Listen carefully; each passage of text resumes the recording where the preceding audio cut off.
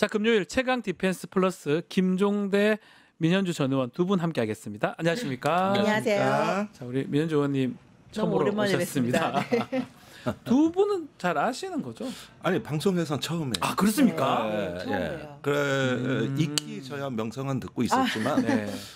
그리고 지역에서 참 정치도 열심히 하시는 예, 분으로 맞습니다. 알고 있고 그런데 방송에서 이렇게 파트너로 뵙게 되는 거는 정말 네, 처음입니다. 마음에 드신 거죠? 아 제가 마음에 들고 안 들고 뭐가 중요합니까? 이건 질문이 좀 이상해요. 이거 법선이 있는 질문이에요. 네, 약간 이상해요. 뭐 민현주 의원님이 좀 합리적이고 아주 네. 논평도 잘하시고 이렇게 뭐 평이 있지 않습니까? 네. 많이 좀 부탁드리겠습니다. 자, 본격적인 얘기 전에 지금 나토에 갔던 위성락 실장 얘기 좀 하면요. 네. 트럼프 대통령하고 대화를 좀 나눴다고 합니다. 트럼프가 한국하고 조선 분야 협력에 많은 관심이 있다. 이걸 확인했다고 하는데 어떤 의미로 봐야 됩니까, 김종대 의원님? 예, 요거는 조금 심층적으로 보실 네. 필요가 있는데, 미국이 호주에 그 왜 옛날에 핵잠수함 준다 그러지 않았습니까? 맞아요. 그래가지고 난리가 난 적이 있고 실제 추진되는데 그때 조건이 보면은 미국의 항만 조선업에 투자를 전제로 한 거예요. 아, 그러니까 여기에 대규모로 미국 항만에 투자를 해서 거기서 건조해서 가져가라 이 얘기거든요. 그때부터 이걸 좀 유심히 관찰해 보면은 지금 미국 조선업이 거의 고사 직전이라서 예. 그렇게 수혈을 받아야 되는 입장이고 미국의 군함 발주가 안 됩니다.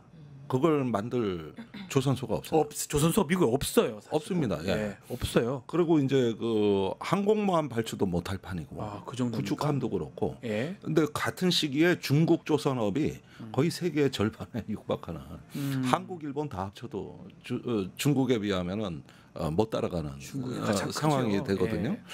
그리고 또 고용 효과가 가장 대규모로 발생하는 게 조선업이고, 그러니까 이 한국의 조선업에 관심이 있다는 뜻은 일단 한국이 미국의 조선업에 투자를 하고, 그 다음에 저기 그 전 세계 미군 함정이 있어요. 네. 이걸 MRO라고 하는데 MRO. 창정비를 그걸 같이 하자는 뜻입니다. 아하. 미군 함정이 한국에 정박해서 여기서 다 수리를 받는 이런 개념을 얘기하는 거거든요. 네.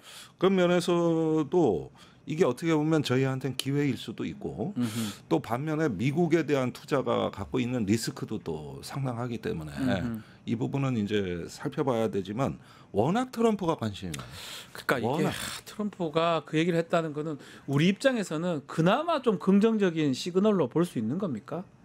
저는 그렇게 생각을 아. 해요. 저는 뭐 김종대 의원님처럼 이 분야에 이렇게 지식이 깊지가 않아서 뭐 깊이 있게 말씀드릴 수 있는 건 아닌데 여러 가지 지금 측면에서 굉장히 불확실성이 높잖아요. 그렇죠. 트럼프 정권 이후에 정부 이후에 뭐 알 수가 없습니다. 어떻게 할지. 그러니까 전혀- 자동차도 현대자동차가 투자를 갖다가 확대하면서 굉장히 무난하게 진행하는 것 같았는데 부품 하나 하나에 대해서 다 또 관세를- 매긴다고 하잖아요. 그러니까요. 그래서 지금 굉장히 불안정한 큰일 났어요. 상황인데 네. 조선이라도 안정적으로 투자를 하고 또 우리나라 조선업이 좀 확대될 수 있는 영향력을 좀 확대할 수 있는 계기가 되면 좋은데 네. 이거는 이것들을 미국이 취할 건 취하고 또 다른 분야는 여전히 관세나 다른 특히 이제 국방비 예. 문제가 나오겠죠. 이런 나오겠죠, 문제에 앞으로 대해서는 이제는.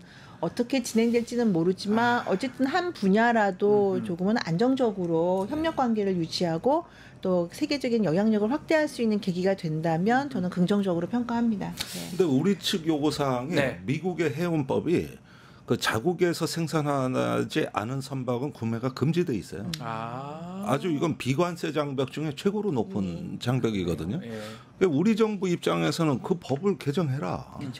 그래서 서로 사고 이렇게 하면서 한국 배가 좋으니까. 네. 근데 그걸 개정 안 하고 조선업 협력을 한다는 거는 그냥 돈 내놓으라는 얘기예요. 말만 하는 예. 법 개정이 더 중요하겠네. 법 개정이 더 중요한 거죠. 예. 그래서 우리한테도 쇠고기 뭐 30개월 이상 소 개방해라. 구글 지도 내놔라. 이렇게 비관세 장벽을 없애라고 한다면 예. 미국도 거기에 대한 상응 조치를 해야 되는 거거든요. 아하. 그 대표적인 게 미국 해운법입니다. 네, 요 법. 아예 법으로 막아놨어요. 그 부분을 좀 지켜봐야 될 것 같습니다. 하나만 더 국제 소식 좀 다뤄보죠. 지금 국회 정보위 어제 보고도 있었는데 휴전은 했는데 전쟁의 가능성 남아있다. 교전은 언제든지 네. 가능하다. 또 이란에서는 우리가 이겼다 이렇게 얘기를 하더라고요. 현재 상황 이걸로 전쟁이 종료되고 휴전되는 겁니까? 아니면 어떻게 봐야 됩니까? 그 다른 정보 없이 나오는 네. 뉴스만으로 보면 종전은 아닌 것 같아요. 아닌 것 그렇죠. 같아요. 아닌 것 같죠. 유럽의 각국도 그렇고 무서워요. 그리고 트럼프 대통령이 저렇게 격하게 반응하는 거 기자를 모처럼 뭐 끌어내라고 욕까지요. 네, 욕도 하고 이런 거 보면 아닌 것 같고 아. 약간 약속 대련의 그런 냄새도 나고 그래서 우리나라는 뭐 여기 이렇게 피해 있긴 하지만 비껴 예. 있긴 하지만 여전히 그 불확실성은 남아 있고 트럼프 4년 동안 3년 반 남았나요?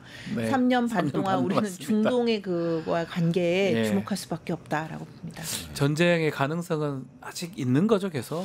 예, 이 부분은 한마디로 말해가지고 아주 그 정교한 퍼포먼스다. 퍼포먼스다. 예, 이게 22일 날 미국의 벙커버스터 폭탄이 예. 그 이란에 12발 떨어집니다. 맞습니다. 예. 그리고 이제 24일 날 트럼프가 저기 12시를 기해서 이란이 먼저 휴전 선언을 하고 네. 12시간 후에 이스라엘이 시간적으로 나는 이런 휴전 처음 종전 봤죠. 선언은 정말 예. 처음 저도 봤어요. 처음 봤습니다. 매달 며칠 메시를 기해서 예.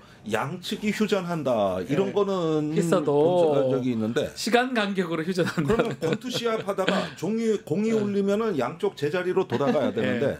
한 선수는 때릴 수 없고 한 선수는 계속 때려도 된다. 예. 그 틈이 12시간이라는 거거든요. 그러니까요. 이런 듣지도 보지도 못한 게 왜 나왔을까? 맞습니다. 그래서 이건 처음부터 뭔가 말이 휴전이지 이거는 그 이상한 휴전 뭔가 꼼수가 있는 휴전이다 네. 이렇게 인상을 지울 수가 없는데 이거는 이스라엘의 승리 퍼포먼스를 만들어주기 위한 빌드업 과정이었습니다. 예. 그러니까 이란이 먼저 항복한 거야. 그러니까 이스라엘이 받아준 거야. 이 모양을 꾸미고 싶었겠죠. 네. 그런데 휴전은 이런 식으로 하면은 더 악화되는 거거든요. 아니나 다를까 그 직후에 이스라엘이 격하게 나왔고 또 휴전 파기됐다 그래고 맞아요. 그러다 미국이 지금 찍어 눌러서 이 정도지 이거는 약간만 느슨해지면은 곧바로 재발이 됩니다.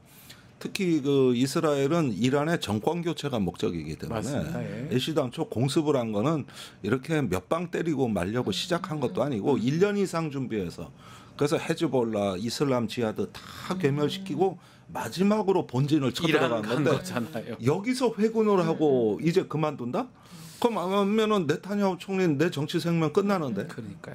이러면 뻘짓한 게 되는 거고. 그러니까 우리가 예. 그래서 중동에서 또 문제는 원유 우리가 네. 석유 관련된 것도 연관성이 있잖아요. 네. 그러니까 눈여겨 봐야 되고 뭐 이재명 정부 새로 들러섰지만 이런 부분이 가장 문제가 될 것 같아요 앞으로도. 그러니까 이재명 대통령이 정말 어려운 상황에서 그쵸. 대통령 된 건 맞아요. 국내 정치뿐 아니라 국제 상황에서도. 근데 우리는 미국하고의 관계가 네. 어떻게 보면 가장 중요한 상황인데 뭐 예의주시하고 네. 예 그럴 수밖에 없죠. 예, 국내 얘기 좀 해보겠습니다. 어제 시정 연설이 있었어요.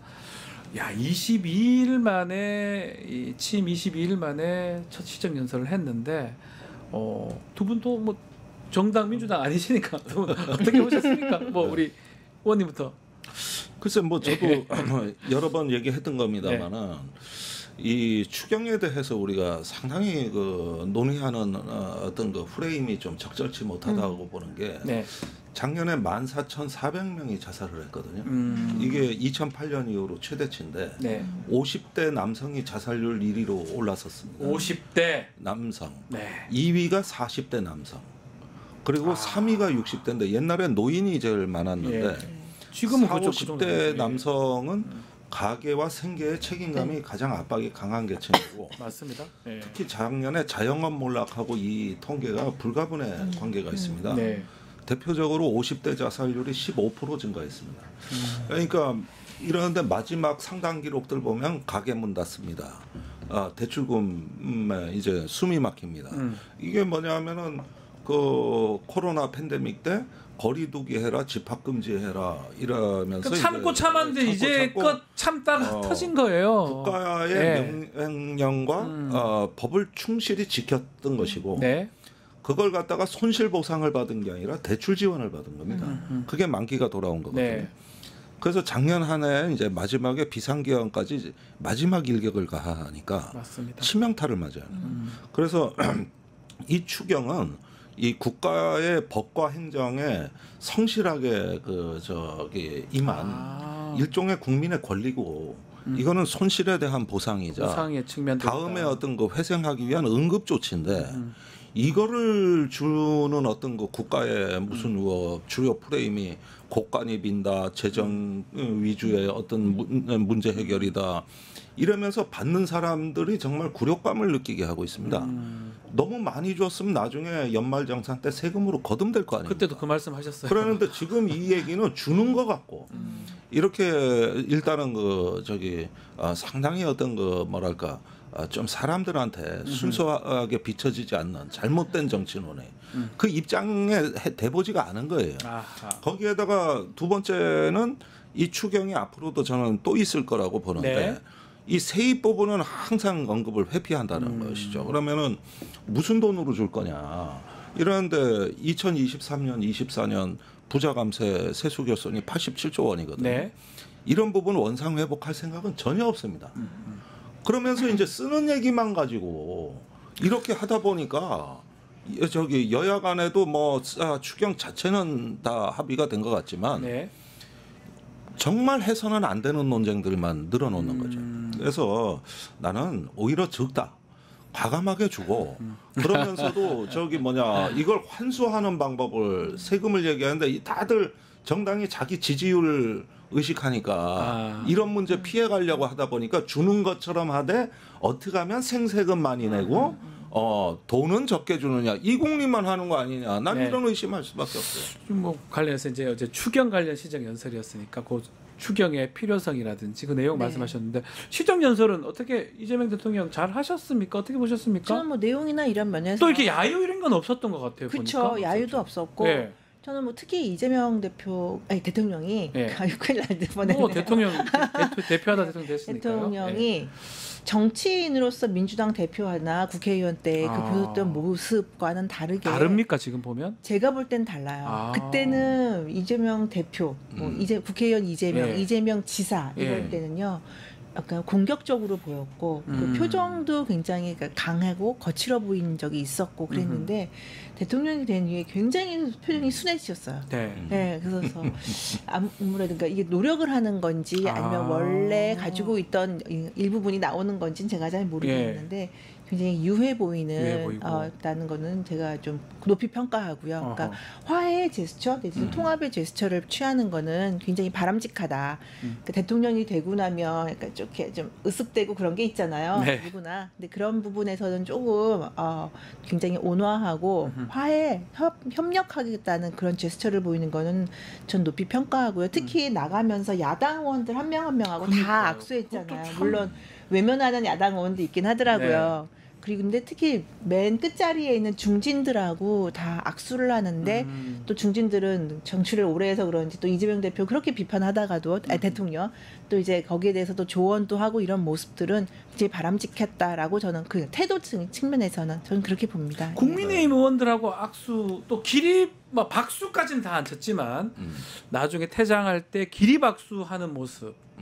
국민의힘 의원들도 저건 잘했다 이런 얘기들이 많은 것 같습니다. 예, 그 전례는 옛날에 문재인 대통령이 처음 만드셨고 예. 그때 야당 의석으로 가서 맞아요. 악수하고 들어올 때는 여당, 나갈 때 야당으로. 예, 그래서 초기에는 분위기 좋았죠 그때도. 네. 그렇죠. 예. 네. 그런데 이제 좀 이상했죠. 그래요. 초기에는 좋았는데 그러니까 지금 좋은 거예요. 예, 좋은 거다. 그때 지지율 80%까지 갔잖아요. 예, 80%까지 가고 네.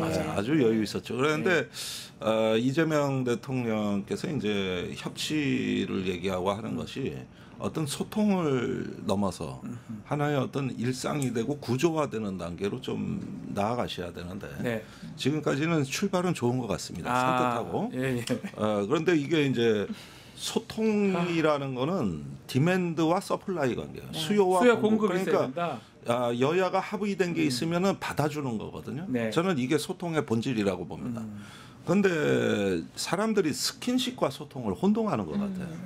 그러니까 악수를 하고 안아주고 뭐 밥을 같이 먹고 이게 소통이 아니라 이건 스킨십인데 스킨십이고. 예를 들면 저도 제 친구 중에 그 매주 술 먹는 친구가 있어요. 네.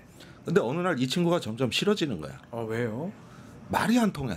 그래요. 네. 그러면 스킨십을 많이 했지만 내가 그 친구하고 소통했다고 할 수 있느냐. 보기는 보는데 말을 말이 잘 안 통한다. 저놈 이제 만나지 말아야지 이런 마음이 생긴단 말이에요. 사람들 간에도 그래요. 그래서 그런 부분들을 해가지고 조금 더 한번 신기원을 열고 특히 야당이 이번에 예산에서 뭐 유영환 의원이 얘기한 군 초급 간부 예산 증액이라든가 예. 이런 부분은 받아줘야 된다고 봅니다. 받아줘야 된다. 네, 이런 건 과감히 받아주시고 또 필요한 예산이 있으면 말해달라고 그랬다는데 이런 부분에서 이렇게 직접적으로 거칠게 전해지는 것도 반드시 검토해서 피드백을 줘야 된다. 네. 개별 의원들한테까지도. 네, 이런 모습을 보면 그게 소통이라는 거죠. 소통이다. 네. 자, 지금 예산 하려면 예결위가 반드시 필요해요. 네. 그리고 상임위 지금 배분 문제가 이게 이제 지금 쟁점이 되는 것 같습니다. 특히 법사위원장. 민주당에서는 내정을 했는데 국민의힘에서 받아들이지 않기 때문에 이제 국회의장이 또 선택을 해야 되고 본회의가 어떻게 열릴지 봐야 되는데 어떻게 보십니까? 이거 상임위 부분? 저는 국민의힘 네. 내부에 제가 네. 이렇게 정보를 갖고 특송하지는 않지만 네.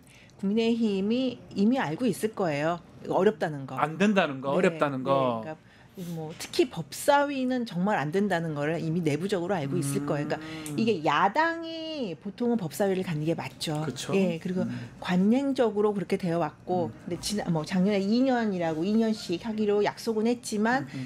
박영선 예전에 19대로 돌아가면 네. 박영선 그때 법사위원장 얼마나 떼쓰고 그랬습니까? 그 말 다시 하려고 그런 것만 보더라도 네. 알고 있는데 국민 입장에서는 최선을 다해서 방어하는 모습을 보여야 된다고 생각을 하는 것 같고요. 네. 그리고 예결위까지도 뺏기고 나면 사실은 그러니까 뺏긴다기보다는 예결위까지도 민주당이 가져가게 되면 사실 민주당 정부가 거의 독재 수준인가 나쁜 의미가 아니라 국민의힘은 할 수 있는 게 하나도 할 수 없다는 있는 게 거죠. 아무것도 없고 영향력을 발휘할 수 있는 게 아무것도 없습니다. 그래서 국민의힘 입장에서는 예결이라도 아마 내심 그게 있을 거예요. 법사위는 이렇게 해서 하지만 협상을 통해서 예결이라도 우리가 좀 가져와야 된다라는 생각이 있을 텐데 지금 추경이 있죠. 말씀하신 대로 또 2차 추경이 있을 수도 맞습니다. 있죠. 그리고 하반기에 예산 또 내년도 예산 편성하는데 민주당이 예결위를 지금 포기하기에는 양보해 주기에는 또 너무 민주당으로서는 급한 상황이 있는 거예요. 이재명 정부가 성과를 내야 하는데 그래서 저는 결국에는 이게 두 개 다 참 힘들겠다. 근데 이렇게 된 배경에는 국민의힘 의석수가 너무 부족해요.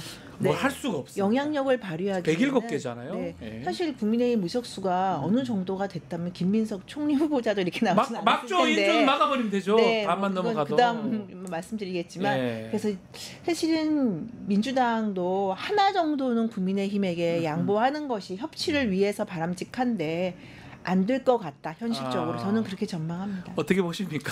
아니 저는 다 양보해야 된다고 봐요. 사실은 네, 옛날 같으면 양보했어요. 그런데 언제부턴가 한국의 정당들이 정당이라기보다는 투쟁 조직에 가까운 투쟁 조직에 때다 보니까 그 투쟁 조직의 전략 무기를 찾게 됐고 그것이 주로 법사위원장 같은 법사위원장이네. 이런 것들이 이제 하나의 무기가 돼버리는 그러니까요. 식으로 이렇게 국회 운영이 흘러간 거거든요. 그럼 양보할 수가 없죠. 더군다나 민주당에서는 원래 원구성 합의는 전반기 후반기 이렇게 나눠서 두 번, 하는 거지. 2년 하잖아요. 예, 그러면은 전반기에 그 법사위원장을 민주당이 했으면은 선수 교체가 되는 개념이지 이게 왜 협상의 대상이냐. 거기가 이제 저 당대표 출마하고 네. 정청래 의원 위원장이 나가는 거 아닙니까? 그러니까 바통 타치다 이렇게 봤을 가능성이 높습니다. 그러면은 제가 보기에도 국민의힘도 내심 어렵다고 본다면은 이제 협치를 위해서 예결위원장은 임기가 1년이니까 이거는 붙어볼 만하죠. 네. 그렇지만은 법사위원장 같은 경우는 차라리 하반기에는 그럼 야당한테는 준다는 약속을 해라. 이렇게 하면서 타협하는 방안도 있을 것 같아요. 네. 사실 그것도 큰 거거든요. 네. 이제 불과 1년도 안 남았습니다. 그쵸. 네. 예. 1년 정도 남았죠. 그렇게 보면은 이런 것도 큰 어떤 성과라고 볼 수가 있죠. 그런 약속상으로 보면 작년에 분명히 약속을 했어요. 예. 2년 하고 넘겨준다. 넘겨주는 걸로 했었어요. 네, 그리고 그건 2년, 야당이 네. 하는 거니까 그러니까 내년에는 넘겨주는 건 맞죠. 올 하반기에 넘겨주는 건 맞죠. 네. 내년에. 자, 뭐 그거 말고도 지금 말씀했지만 김민석 후보자 지금 인사청문회는 파행으로 끝났고요. 보고서 채택되기는 좀 어려울 것 같은데, 뭐 일단 이거 여론조사도 보니까 뭐 저희 토마토 조사이긴 한데 진영 논리가 작동하더라고요. 민주당 지지자는 80% 이상이 좋은 후보다. 그리고 또 국민의힘 지지자 쪽은 80% 이상이 반대한다 이렇게 돼 있거든요. 그렇겠죠. 어떻게 보십니까? 혹시 좀 해소된 겁니까? 아니면 여전한 겁니까? 민주당 지지층에서도 분명히 만족하시진 못할 거예요. 뭐 그런데, 있죠. 예. 근데 우리가 첫 번째 총리 후보자니까 밀어줘야 된다라는 생각이 있을 텐데 보시면 그냥 일반적으로 보시면 45%잖아요. 네. 진영 상관없이 보면 네. 딱 민주당 지지율만큼 나왔잖아요. 그러니까 대통령 비슷해요. 국정 네. 지지율이 63인데 네. 김민석 후보자에 대해서 45면 민주당 지지층 외에 중도층에 있는 분들은 그러니까 숫자로만 보면 거의 지지하지 않는 경향성이 나오는 건데 네. 저는 뭐 그 김민석 후보의 정점은 배추 펀드라고 생각을 배추. 해요. 네, 저 깜짝 놀랐어요. 이렇게 고수익 펀드가 투자를 할 수 있구나라는 예. 데에 대해서 그거를 어떻게 국민들이 납득을 하겠어요. 그래서 저는 뭐 김민석 후보자가 그 제출하지 않은 문제들, 수입이라든지 지출의 문제 이런 것을 다 떠나서 그 배추 투자해서 좀 예, 450만 원 월 다달이 받았고 나중에는 이제 원금은 전 배우자에게 줬다라고 이제 한 부분에 대해서는 모든 국민들이 다 의아해 할 거다라고 생각을 하고 사실은 이제 18년 동안의 정치 공백이 있었고 그 기간 동안에 어떻게 살았고 이거 부분에서 자료가 부족했다는 건 저는 어느 정도 인정은 합니다. 예. 그럴 수밖에 없다라는 건 인정은 하는데 국회의원이 된 이후에도 자료 제출의 요구에 대해서 제대로 된 자료를 제출하지 못한 거 그리고 증인 채택을 한 명도 하지 않은 부분은 김민석 후보자나 민주당에게는 5점으로 남을 거다라고 생각을 합니다. 근데 결국에는 임명이 될 거예요. 인준될 거예요. 왜냐하면 본회의에서 예. 민주당이 가서 표결을 하게 되면 당연히 과반이 넘을 거니까 네. 되는데 저는 이재명 대통령이 만일에 그렇게 됐을 때 어떠한 메시지를 낼 것인지가 저는 좀 주목을 합니다. 네. 그러니까 어제 나온 대변인 통해서 나온 거 보면 그래도 끝까지 여야가 협치를 해야 된다. 네. 그래서 뭐 협의된 의견을 좀 내달라라고 촉구를 했는데 인준이 된 이후에 이재명 대통령이 과연 어떤 메시지를 낼 건지 김민석 후보자가 당연하게 국무총리로서 좋은 자격을 가지고 있고 이런 메시지를 낼 건지 아니면 많이 부족했지만 하지만 김민석 후보자가 잘할 것으로 기대하고 그리고 야당과도 적극적으로 협력하고 이런 메시지를 낼 건지를 한번 저는 주목해 보고 싶습니다. 국민의힘이 시정 연설 때 권성동 의원도 그렇고요. 나경원 의원도 그렇고요. 철회해달라 김민석 후보자 네. 등등 얘기를 했다는 거 봤을 때는 여야가 합의돼서 이렇게 김민석 후보자 되기는 좀 쉽지 않아 보이거든요. 그건 쉽지가 않고요. 예. 그런데 이게 이럴 때 신정부가 항상 등장하면은 야당이 장관 몇 명 날렸냐. 뭐 이걸 항상 전리품처럼 그런 게 하는 있었죠. 또 예. 관행이기도 하고. 네. 근데 김민석 후보자한테 좁혀서 한번 보자면은 정치인의 도덕성이 뭐냐 하는 거 부분은 좀 묻지 않을 수가 없는데 네.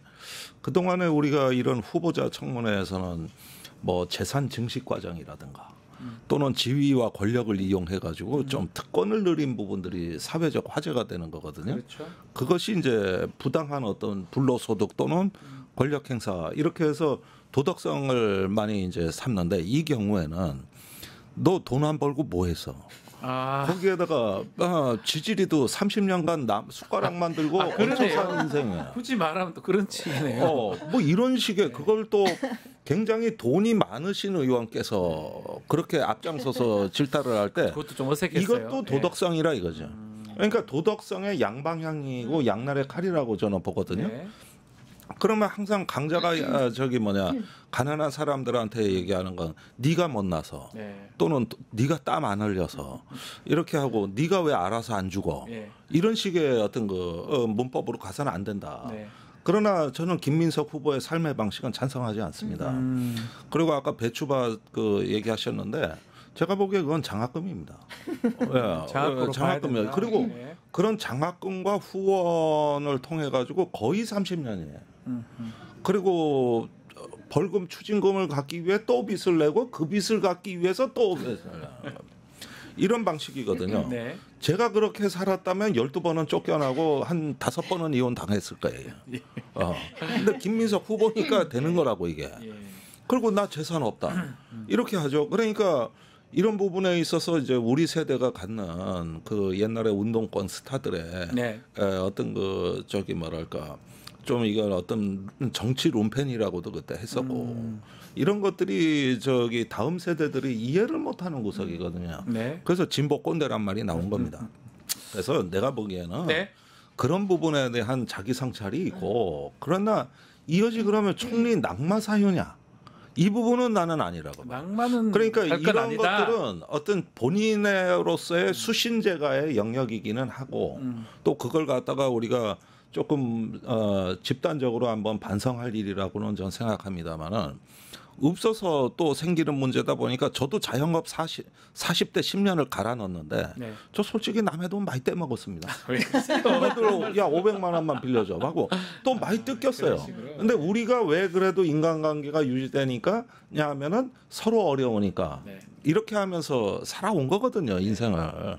그리고 아직도 제 돈 안 갚은 후배들 많아요.